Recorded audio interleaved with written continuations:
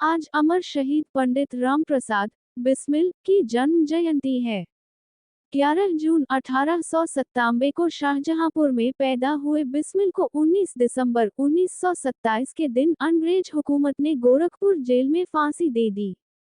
आज उनकी जन्म जयंती पर बिस्मिल के चंद आर तराना ए बिस्मिल बला से हमको लटकाए अगर सरकार फांसी से लटकते आए अक्सर पैकरे ईसार फांसी से लबी दम भी न खोली जालिमों ने हथकड़ी मेरी तमन्ना थी कि करता मैं लिपट कर प्यार फांसी से खुली है मुझको लेने के लिए आगोशे आज़ादी खुशी है हो गया महबूब का दीदार फांसी से कभी ओ बेखबर आज़ादी भी रुकती है बड़ा करती है उसकी तेजी ए रफ्तार फांसी से यहाँ तक सरफरोशाने वतन बढ़ जाएंगे कातिल कि लटकाने पड़ेंगे नित तुझे दो चार फांसी से।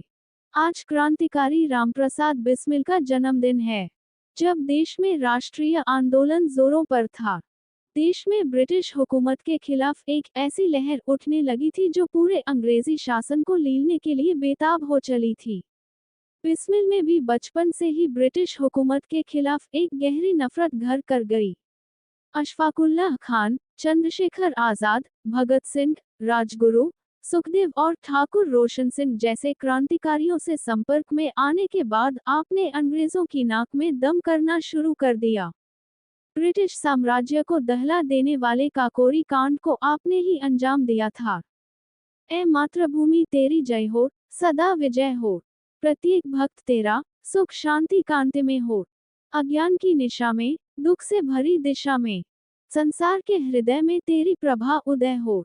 तेरा प्रकोप सारे जग का महाप्रलय हो। तेरी प्रसन्नता ही आनंद का विषय हो। वह भक्ति दे की बिस्मिल सुख में तुझे न भूले।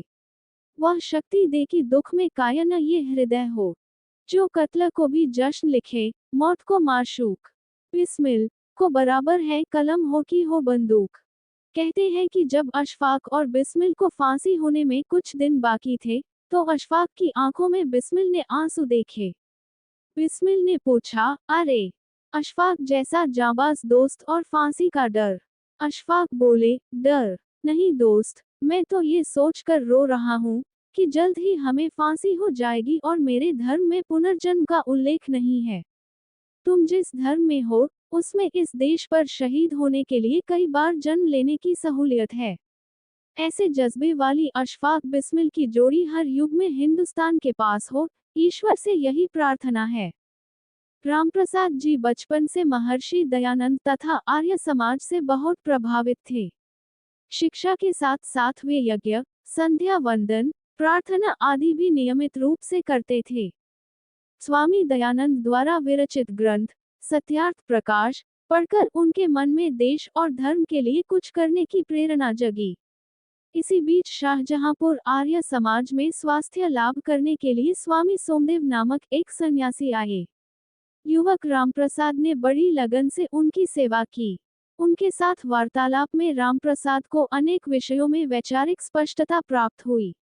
रामप्रसाद जी बिस्मिल उपनाम से हिंदी तथा उर्दू में कविता भी लिखते थे। 1916 में भाई परमानंद को लाहौर षड्यंत्र केस में फांसी की सजा घोषित हुई।